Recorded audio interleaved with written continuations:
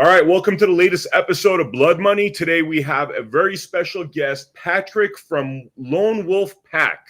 And Patrick teaches us how to be free by really recognizing how the system's been built and really going from the public to the private. So Patrick, how's it going, brother?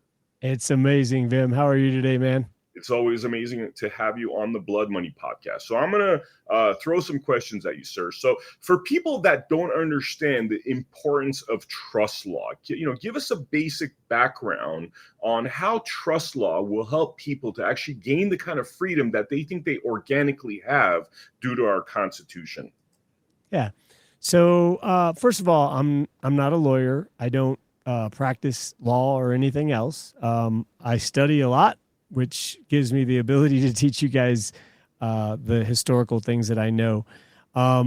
As far as why trust is important, because everything is already trust. Everything already is a trust, and everything you're doing in everyday activities is a trust.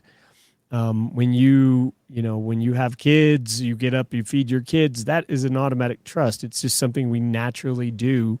We don't have to put it into writing to say, hey, you're going to make sure that this baby never goes hungry. It's an instinct that we have. So we're constantly performing the trust. The failure and many obstacles we run into, the problems we have, are because we don't have an expressed stipulation of what our beliefs or our information is that we have that conforms to what we believe in that trust. These are like mores or values or ideologies, things like that, things that people believe in as far as being in their private realm and not being a choice of, whether it goes along or conforms with what the mass public does. In this means that you have inherent rights that you can preserve if you know how to stipulate and put these into words, if you can make these into words. And that's what these people who have become very, very wealthy have learned to do, is to create these trusts. They're relationships that don't show any visible relationship to the creator of it, yet there is a benefit that goes somewhere. And again, that's not seen either. These things are not public trusts because, again, everything, well, not everything, but most everything or most people are operating in the public charitable trust. One thing about history is in 1933, we had only one way before 1933. And then there was another trust that was created that allowed people to, by default, they didn't know to preserve the right. So they waived and consented to something else. And people that were normally under the state's jurisdiction or under state protected under the states, the Union states, gave up that jurisdiction to go under a federal jurisdiction or presumed federal jurisdiction. And that's where many people remain right now. Federal rights are no rights at all. You've given up all your private rights to go under basically the laws of the District of Columbia, which is the 10 square miles of DC. So quick question about that. So if you are, that is the meaning of being in the public trust, is basically having DC have jurisdiction over you. Yeah. So when you don't express private trust by default, because you didn't express private trust, there has to be accounting that accounting has to go somewhere. And that is accounting that has been assigned to a name that was assigned to you for use. And because we don't record the stuff properly, because we don't make good records and we don't really know to do that, it ends up going a different way. And well, thanks to a very, very small group of bar attorneys who decided to turn things, twist them around, and now under Title 26, everything that we don't know about ends up getting as abandoned property under Title 26. So there's a lot to this that comes later in the knowledge, but a trust is the only way to protect anything. It's the only way to have the ownership out of the state. And you can entrust the stuff in the state, which is the whole idea, is to make them liable for the stuff. so that you don't have to pay anything. I'm sure a lot of these concepts sound complicated to the viewers, but how could you break it down in its simplest form as far as the baby steps one has to take in order to build their own private trust and therefore take themselves out of the public trust? Yeah. So, as you know, I mean, you know other people too that struggle with the reality of this being a thing. People are, they're so used to living a certain way. It's hard to believe that there's another way that this all operates, because none of it makes sense. And those options have never been there for many people. There is no money per se. There's only accounting. So the presumption is that we are not fit for doing our own accountability. We're not accountable, I guess. We're not. We're considered wards of the state under definition, by definition, because we haven't ever taken authority or control of anything that was gifted or intended for us. And then when we do use it, we're using it like an abuse. We're abusing it like kids that just are wasteful. So, sorry, quick question. When you say stuff like ward of the state, I've heard that when you are a ward of the state, they almost look at you like you're handicapped or something, that you are so deficient that they need to run your affairs. Yeah, I mean, don't you get treated like that at the driver's license? Mm-hmm. Like DMV? Yeah, I mean, it's as simple as that. Yeah, motor vehicle, DMV, yeah, all those. They treat you like that because that's what it is. I mean, it really is. You have no idea. When you walk out of there with a title, that's pretty clear you don't know what you're doing, because you should never walk out of there with the title. It's not your title. It says it's theirs. So why are you taking it home with you? So the way of them putting a title upon you is a way of them infringing upon your rights. Would you say that's accurate? Well, a registration is a surrender of property. Anytime you register something, you're giving up ownership of it. You just gave your rights down to somebody else and you took a diminished position in anything you register. Registration is for enemies of the state. They have to register their property so that they know where the enemies of the state are and what they're doing. So are you saying that by going through the public trust, most often you're looked at as an enemy of the state? There's no other way to do it. You're either in the public charitable trust or you're private. That's it. That's the only two ways. So if you don't know about it, then you by default fall into that category of being classified as an enemy. And that was done in by Executive Order 1933. That was the second doing by FDR, and that created under Title 50 the Trading with the Enemy Act, so that it wasn't just because before it used to be where people born in the state were separate from federal citizenship, but then when he signed that, put the pen to the paper, that was the day of consecration. When he said a day of consecration is a donation of something to a higher source is what it is. So you look up that word, it says consecration. So we're going to give this to a higher source. So we're automatically acquiescing and saying, well, you're mightier than I am. That's what we're doing. And everybody got put in that position saying, oh, you're mightier than I am. So now we're all lower than we're subordinate to. We stand under that particular statement. And we all become liable because we never opted out and we didn't know to. But that's why, when they say day of consecration is a papal term. It's a papal term. It's a Vatican term. And there's a reason why, because they were literally taking all of the titles to all of the people and they were putting them into a public trust, and people didn't even know about it. They had no idea. Overnight, boom, just like that. There was all these people that changed their status. Didn't even know it.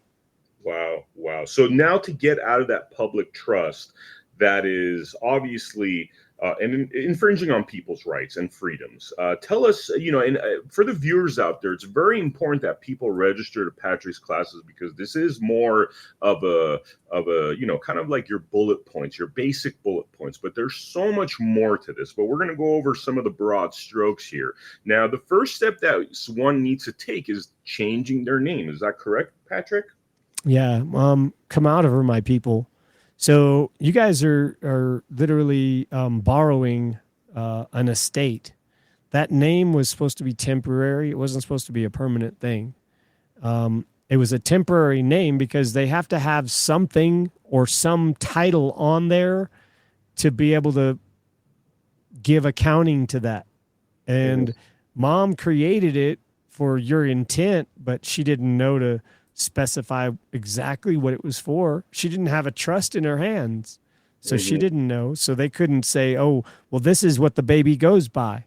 So they said, oh, well, the baby goes by our stuff because it doesn't go by his own private stuff. And that's just the way these all happen exactly the same way. Just by default, it falls in, and then you just fall into place, and it continues that way. Wow. So first you change your name, and you're changing your name really from this fake corporate name. I've heard things like this is a dead company name, so to speak, which could be, for example, my name is Vem Miller, but Vem Miller in uppercase is some dead corporate name. So I would basically then go and register my name, wrong word. I would change my name to Vem Miller in lowercase. Is that the way it happens? No. So here's what you're doing. They're literally going over to another leasing company. Everything you're doing under that name that they created in all caps is their name. So everything you've created, like you bought stuff with it, you went and leased stuff with it, you've used stuff with it, you've told people you were that. Never was you. You're not a name. We're spiritual beings, but we just happen to be stuck in this awkward physical world. And in this awkward physical world, yeah, you know what? These weirdos that are down here require people to be called something, because we can't just walk, it wouldn't make sense, right? I mean, them sounds a lot better than, you know what I'm saying? Like we could expand on that, but it's not necessary. You're given a name that is like what mom put on the paper, but it's not that name, because they can't use your Christian name and put it on into commerce. They can't just move like something that God gave you and move it straight into business. That's not like honorable. That's dishonorable. But what they can do is they can create something that says it's a benefit for you. And it really is a benefit for you. I mean, thinking of it, if you just really think about it, if something happens to you, you're going to get hospital care. You're going to get taken care of. Now, whether we consider that good or not, I mean, that's subjective. And that's kind of our own fault, because what we've done is we've let the people that are in control of that stuff have the control over it, to where now they're just our bosses. They control us, and that's not the way it should be either. We are in a public charitable trust, and in public charitable trust, it says that you're not okay to be making your own decisions. You need someone else to do that. And we reaffirm that decision with the application for Social Security, because we even go in deeper and we say, well, we have this estate, we can't control it, but now I need more help, so go get the money for me and help me out with money. And they go in that, and they're like, okay, now since you need help with money, you clearly cannot handle it on your own, so we're going to lock you out of it. And that's a Social Security. So this trust, this public trust, is written under the pretenses that it's really helping public, but when the public doesn't know about it, and a certain amount of people lose control of the use of what the money's for, then it becomes just a donation for something, and then no instructions with what it goes for, and that's where it becomes corrupt. So we have the control over all this stuff. When we start using it wrong, and then they got to come after us with like charge us with like a ticket, or charge us with a crime, that's just the company's attempt to go and collect money. It's a charge that you already agreed to by accepting the benefits of driver's license, Social Security card, all that stuff. All those are public benefits. And I did a YouTube the other day specifically on the public charitable trust on YouTube. Wow. So it's almost like if you're taking what seems like they're free stuff, if you're taking their benefits, you're essentially acquiescing into this public charitable trust system that seems to deal with their members almost like their children incapable of making their own decisions. Yeah. So corpus juris secundum, if you look up American jurisprudence second under guardian ward, you'll see guardian ward relationship. And it specifies that when we are like all of this stuff that you bring, when people bring these accounts or these lawsuits into court, those are a ward going to his guardian to complain. That's all it is. It's a complaint. And by going and applying at that or registering or signing up for the original lawsuit, you're submitting to go under that particular jurisdiction under guardian ward relationship. And many times they require you to get a attorney, which says that you're incompetent of handling your own affairs. And that's really why they can't send you to prison without an attorney. You cannot go to prison unless you have an attorney appointed for you, because they have to be able to sign off and say that they agree to go to prison because they're doing it under power of attorney. Wow. All right. So as we discussed, first thing is the name change, changing it back to your Christian name. Is there any more details you'd like to give about that topic? Well, it's it's critical that you know what the details are. I mean, the law only recognizes a first and a last. It doesn't recognize any middle. And I come from a Mexican family where you have like 15 names. Nah, you got to get rid of those, because that was something that was created, and it was confusing, and and then it became a side thing that people did, and it actually it provided that, well, more confusion in the jurisdictional question, because if a state owns a name that's in all caps and you have 5 of them, then you're under the 5 different jurisdictions of that name. But if you have your own Christian appellation, and it's pretty clear, it's not your name anyways. People need to understand that. This is not your name. We go by a sound, instead of going, we go by a sound. That's all it is. And you're just creating another vehicle that's not made by the corporation. The corporation made that name. So if you don't want to have a name that belongs to a corporation, some people do. This is another thing too. We don't talk about this very often, but we always presume that everybody wants to remove themselves from this situation. And some people get into this and they start it, and then they say, oh, no, I don't want to do any of that. And so they're better off as wards. I mean, quite honestly, I'm not disrespecting anyone. It's just some people are not equipped to handle their own affairs. And they need that, which is why this was a thing in the first place. It just happened to fall into a very comfortable situation where they offer all kinds of benefits that are really hard to say no. Like, hey, do you want to take a month off of work and we'll pay you $1,500 for the month? Or you can just say no. I mean, that's kind of tempting, but when you learn what's behind it, like you're just creating more debt, and all that credit is yours anyways. So they're asking you to basically give them permission to create a contract for you whereby you'll hold more liability than you really have. And because we don't know how to do it any other way, we agree to it. That's really what everything comes down to. All the benefits and things they call benefits and privileges.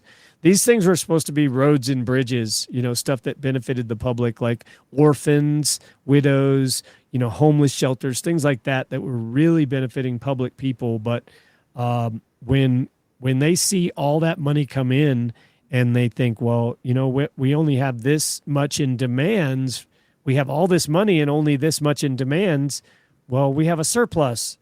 And so what do they do with that? You guys can look up the CAFRs, Certified Annual Financial Reports. Every municipality has it, and there's billions of dollars in these CAFRs. They say all of these municipalities are going around saying how broke they are, how broke. We're so broke. We need this money. We need to raise taxes. And there's billions in these CAFRs. but it's abandoned property and people don't even bother to look, so they don't know it's there. And then they don't tell the people what to use it for. So it just sits there and people get rich and we wonder why we're being controlled. Wow. Wow, that's some interesting information, man. So essentially, it seems as though these benefits, these things that we think are, free, are actually, they bear a very heavy cost and burden upon us. Yeah, well, there's many ways that I've tried to describe this, but I would say that it is appealing because there's no effort that is required. You're not required any effort. And that's very tempting to a lot of people. Like, I don't have to do anything and I can get this. And that is a misperception because there's always a cost that comes with this stuff. And many times, quite often, the cost is not even remotely worth what the exchange of the benefit is. I want to give a great example, and that is bring it back to those of you who have been convicted of maybe a crime, something small, and you're required to, or maybe even a divorce situation. That's quite frequent too, where you get into a divorce situation and then they want you to go and make a like reconciliation services or mediation services, or like you have to become reacclimated to your own progeny. That's kind of weird, isn't it? I mean, you were never really acclimated to them other than they're your blood in the first place, but then they have this service. This service is created from the creation of a problem. David Icke does a very good exemplification of this, but he talks about problem, create a problem, create a solution, and then you become necessary. So out there is emergency powers that we're under right now. So create an emergency, right? Create an emergency like a fire, forest fire, or create a gunman goes and shoots something up, or maybe a bomber somewhere. All of these different things are emergencies. They're just pop-up emergencies. Many of them have been dispelled as far as like the government has been busted.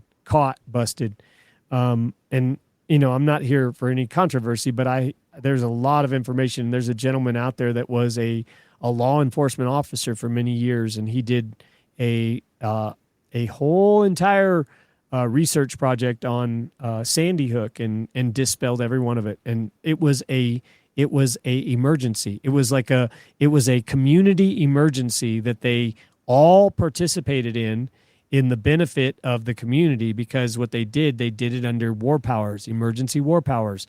So part of the survival of this whole organization or group is hedge money. You have to be the top. You have to survive. So whatever it takes to survive, you do whatever those precautionary measures are. And that includes, like right now, they're a bankrupt company. So anybody that has lawful money is 180 degrees ahead of these people, way on a better position, because they're broke. They have no money. And there's only discharge of debt. And because of that, there's a lot of people that are getting rich off of unsuspecting people that don't know how the monetary system works.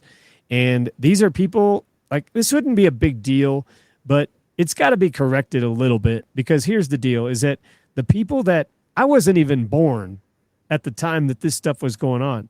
So for me to even know about this is super rare.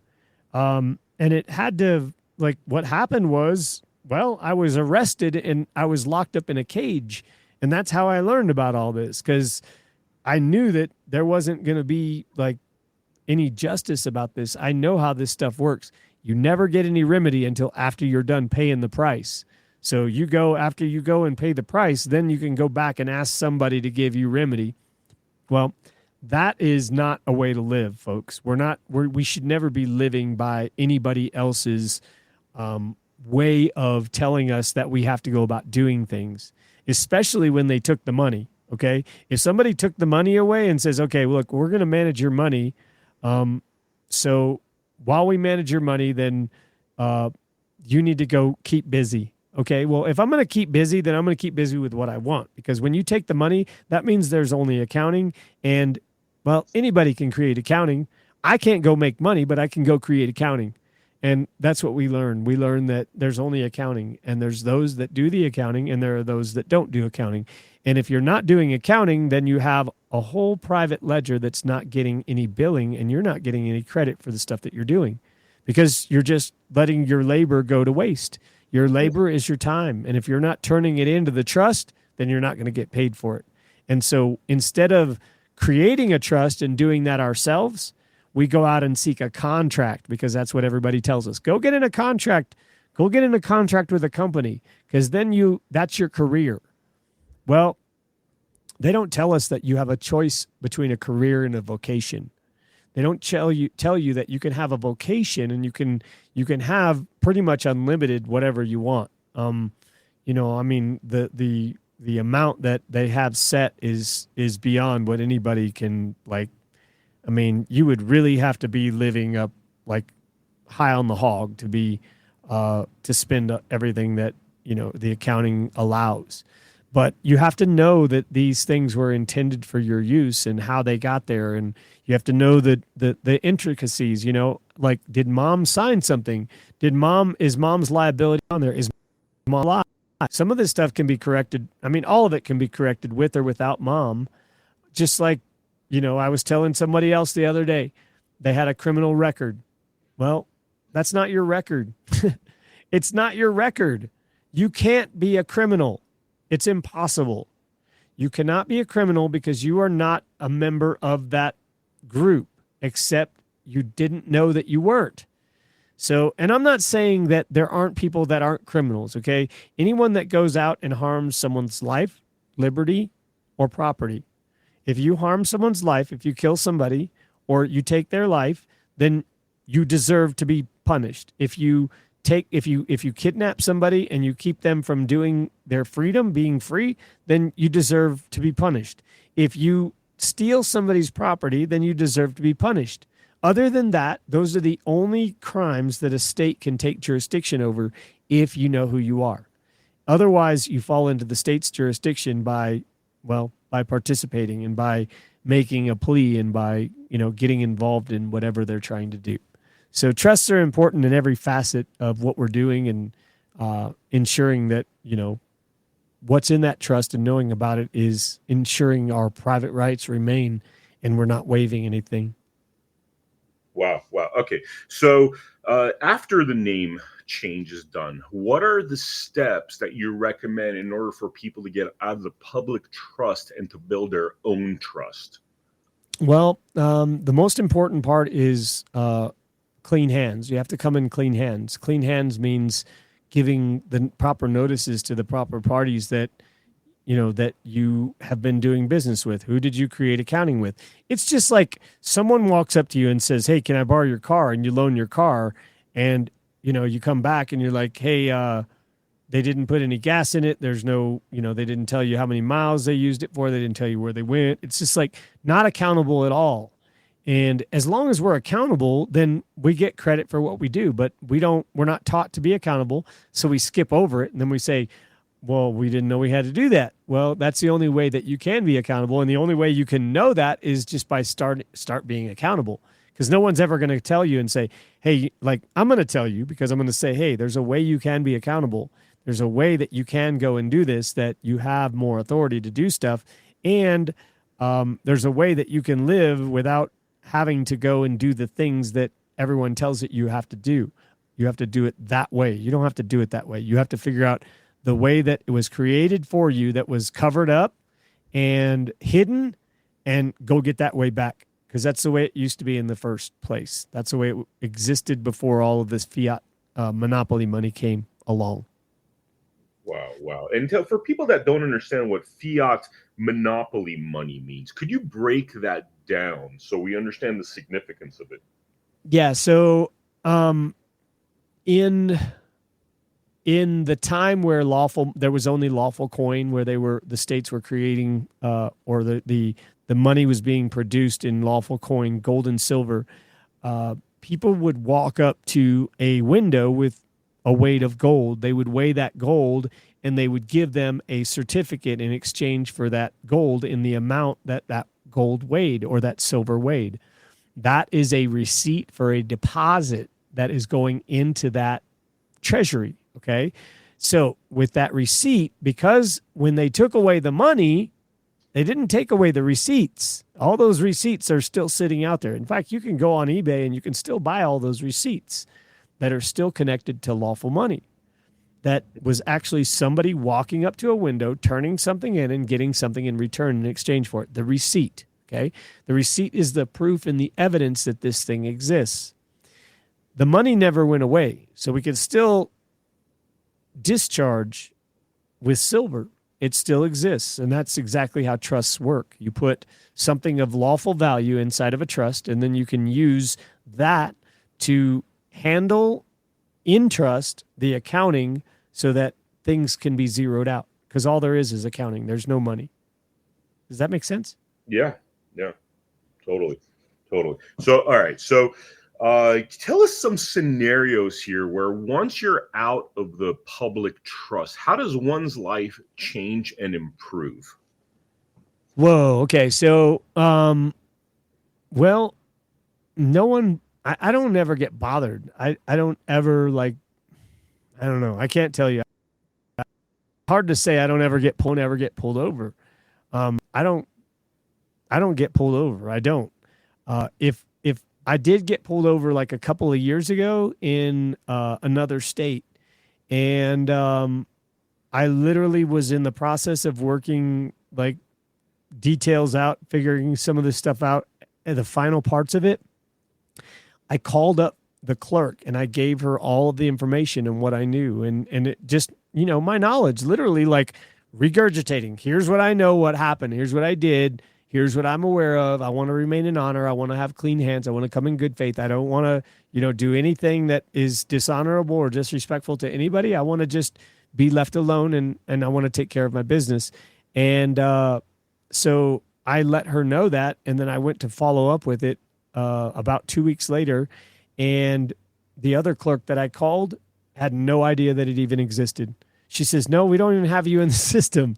And that's what happens. That's literally what happens when you call them and you explain what your position is, that you are not, what they presumed you to be. And there were other things too. There was, when I originally left, I signed the ticket a certain way.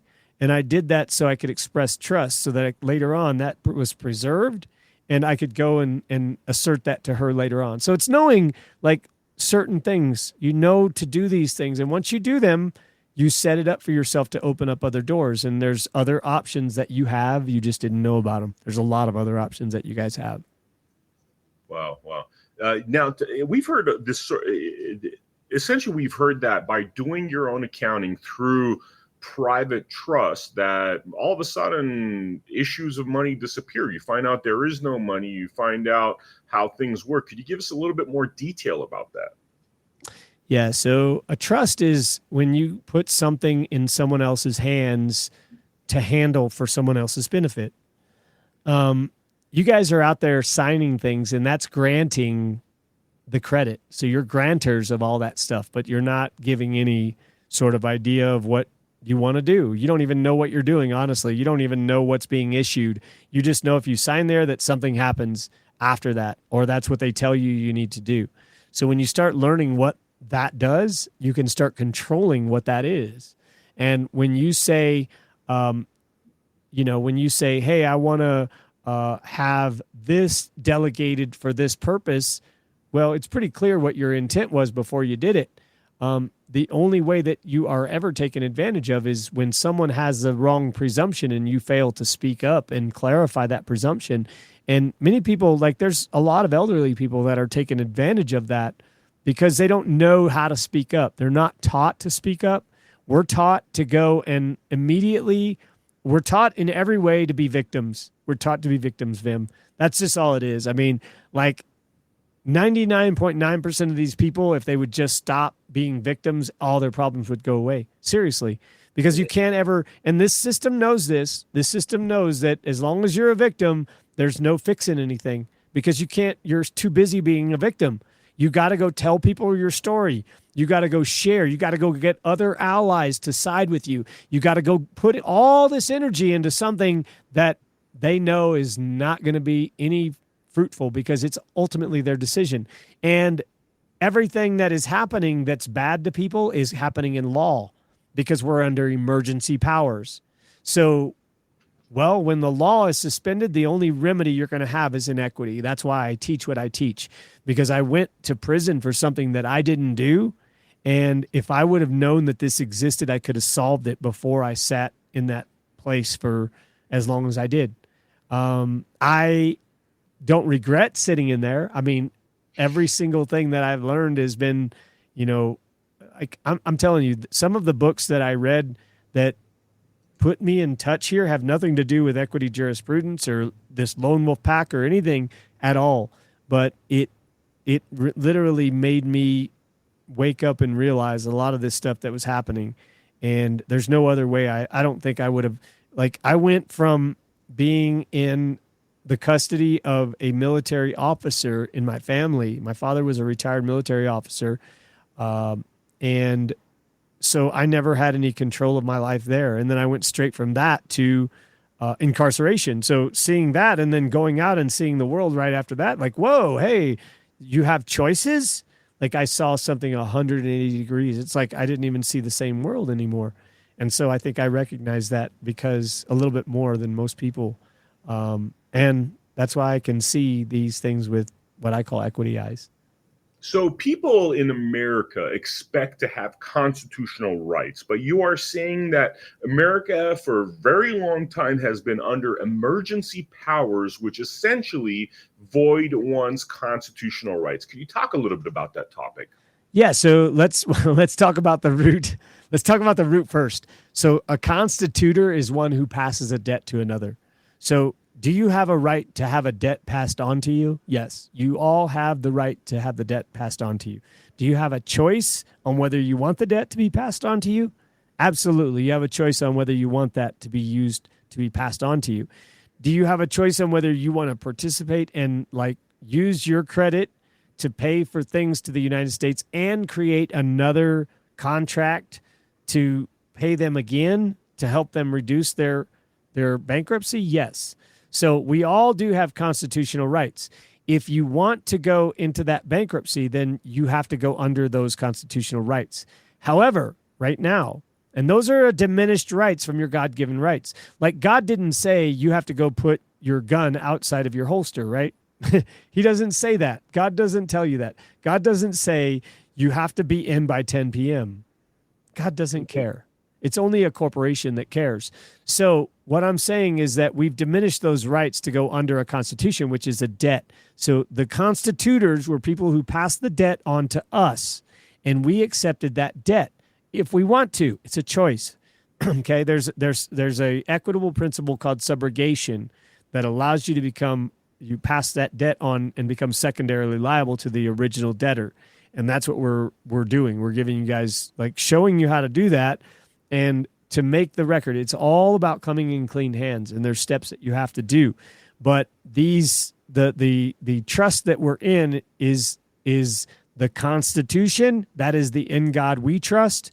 There's no real rights per se in there. There's not the rights that you're thinking of. You can't go do what you want to do. You have to do what's in the Constitution, which is a corporation. And that's because you joined by registering that certificate of yours with the company and saying, handle my estate for me, because you didn't put it into your own estate. And so now that's exactly what they do. When they pull you over on the side of the road, they see, give me your ID. When you hand them their ID, then you're saying, I'm not a part of my trust. I'm a part of a public trust. You give them the public trust ID, and now they give you the public trust debt. They pass the debt on to you. They're constitutors. That's what they do. They pass the debt on to you. So that's where you have a constitutional right. You have a constitutional right to pay that debt that you agreed to pay. And so those constitutional rights are not what you think they are. Your rights are actually before the Constitution begins, and that's in the conveyance of the land. But we don't even know that either, because nobody owns any of their houses or their property. They're listed as a tenant on their mortgages.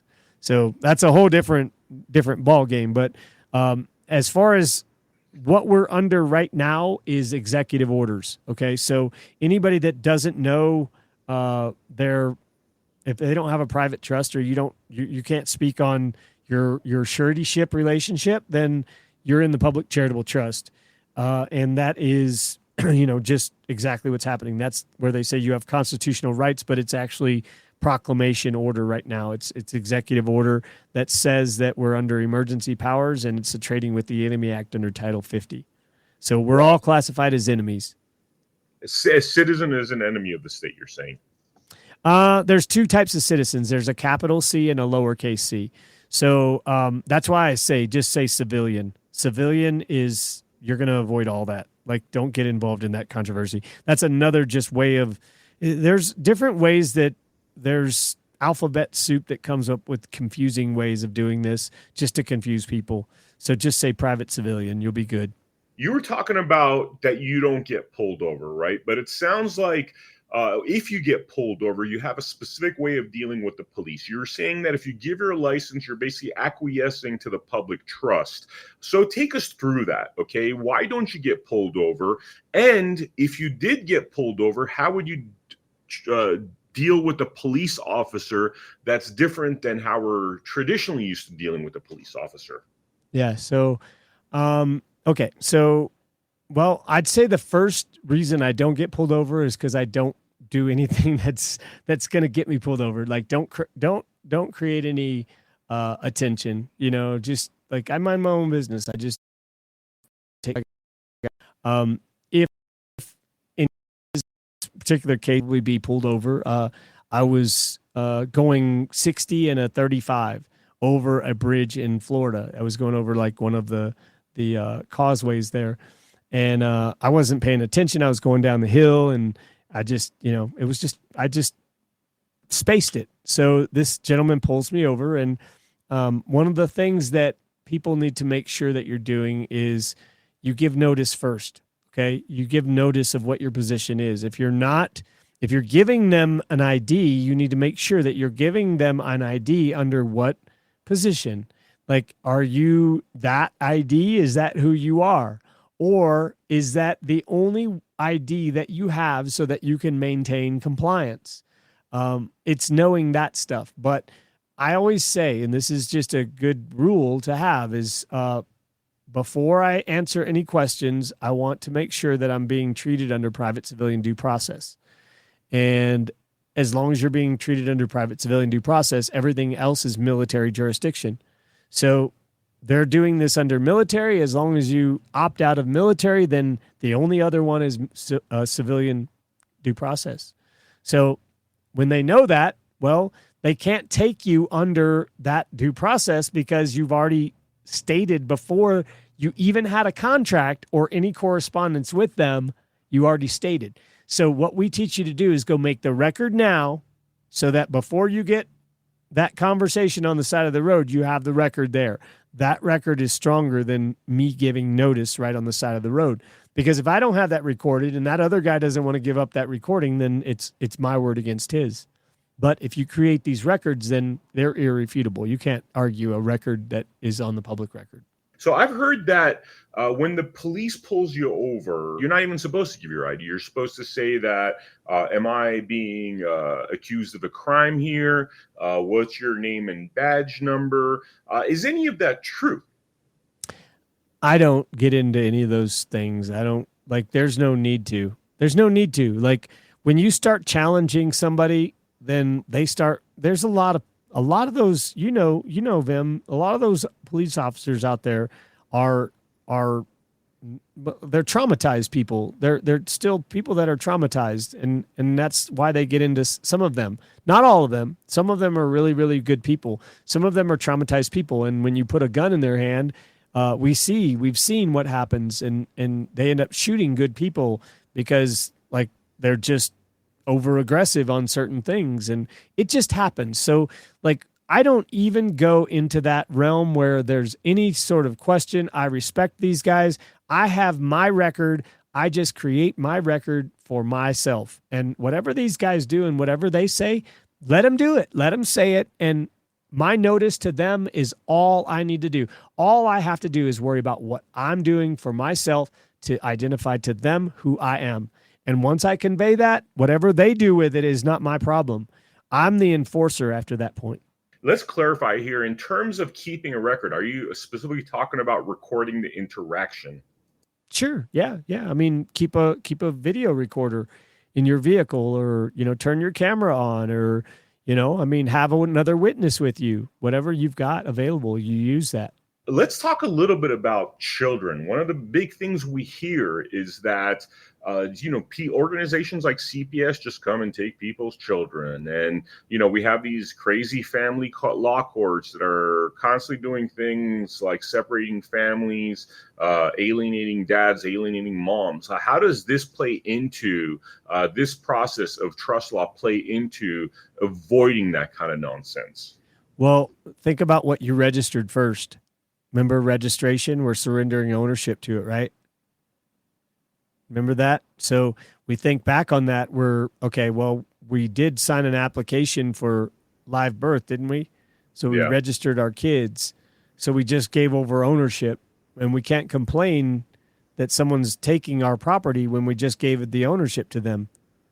So if you didn't give ownership, then you need to speak up and make a record of that. That's not what happened. Then you need to fix that. Most of this stuff, folks, is really simple. That's why a lot of people don't get it, because it can't be that easy. It's really that easy. It's really just creating the record of the truth. And who's going to tell you that piece of paper doesn't exist once you do it? Or if you go to somebody and say, hey, I want you to object to this if you don't agree. Object to this if you don't agree says if you don't object, you agree.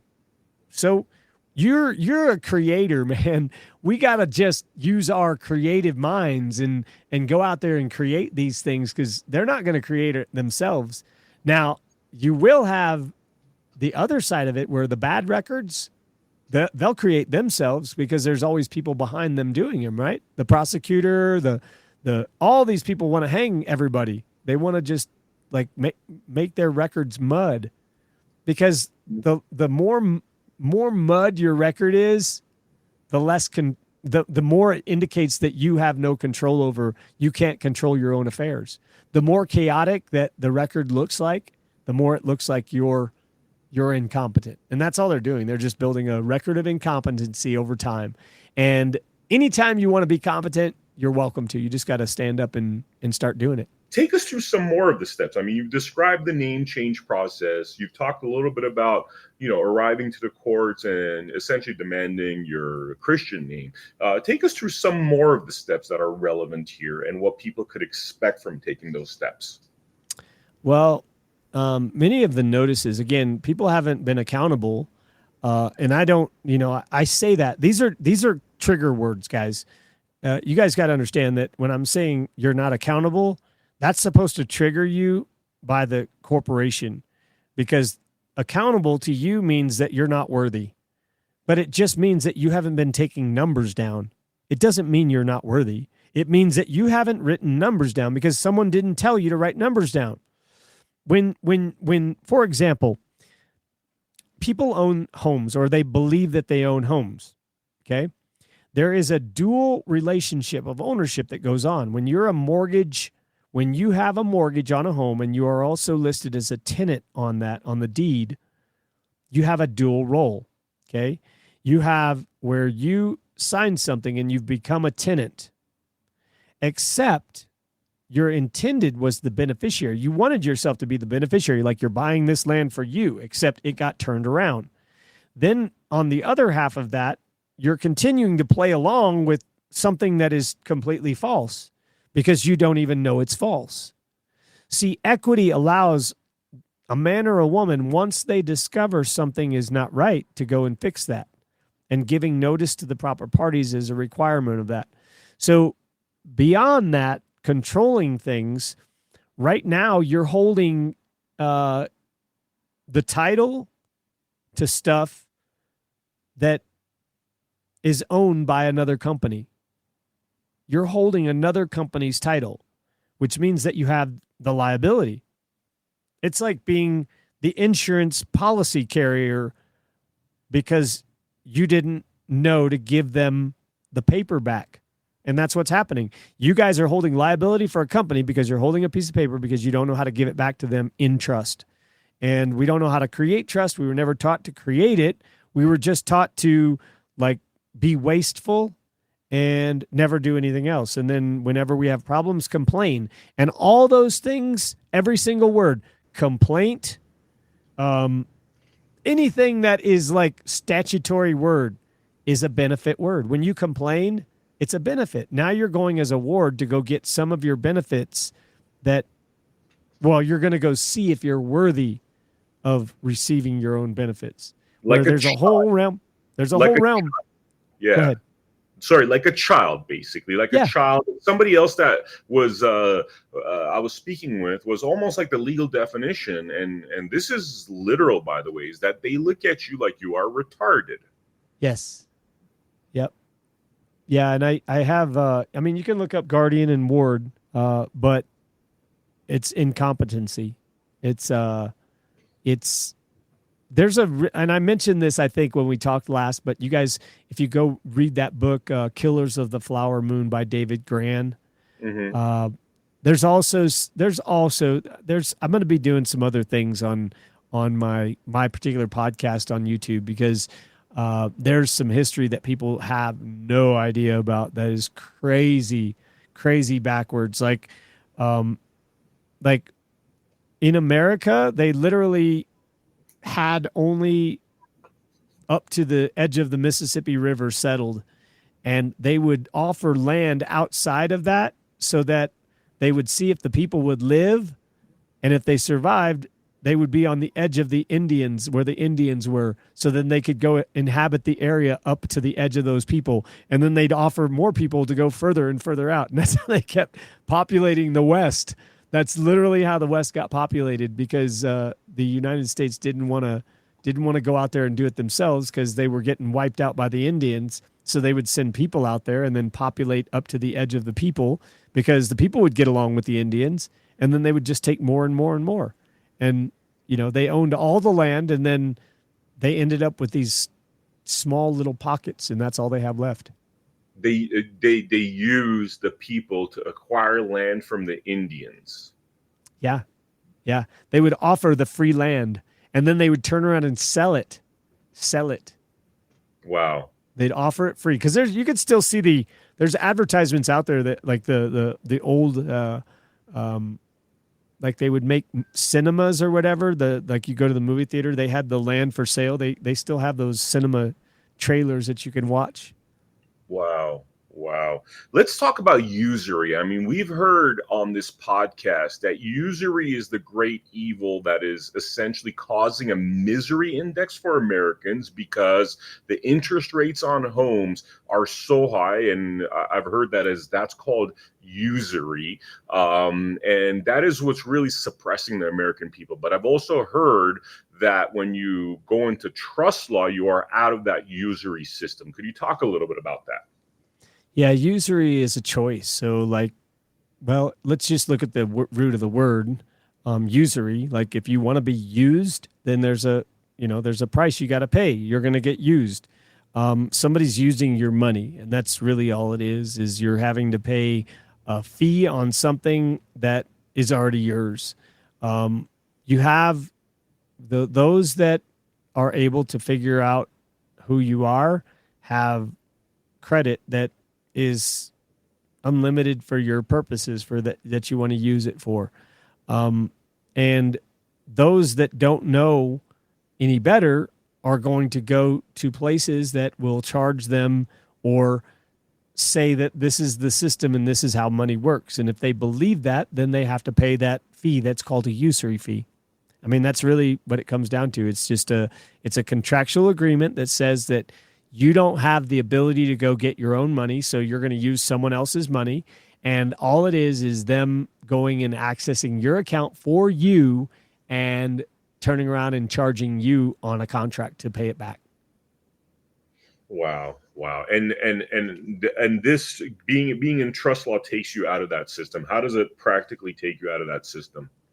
Well, because you have an accounting, it's like let's just imagine this. You have a piggy bank, okay? You have a piggy bank at home, and that piggy bank is all yours. Like, you're using it, you spend stuff that you need, and then someone comes along and says, "No, no, no, no, no. You don't know how to use that piggy bank. You're not using that piggy bank right. It's wrong." In fact, you know what? You've been taking that piggy bank and using stuff out of it and going getting drunk all the time. And because of that, you're not even accountable. You're not worthy. They declared, that's what they did with all of the Indian people. They declared them as alcoholics. Some of them were, but some of them were driven that way too, because, all of this stuff is just chaotic. It's just, you tell people that there's something that they're not, and you can clearly see that you're not that, but you're forced to be that. It doesn't ride well with nature. And people, that's why people, can't, they commit suicide. They just can't handle the differences. There's a friction between, what's resonating on a frequency and what they see and is happening. And like, people can't handle that difference when they don't understand that.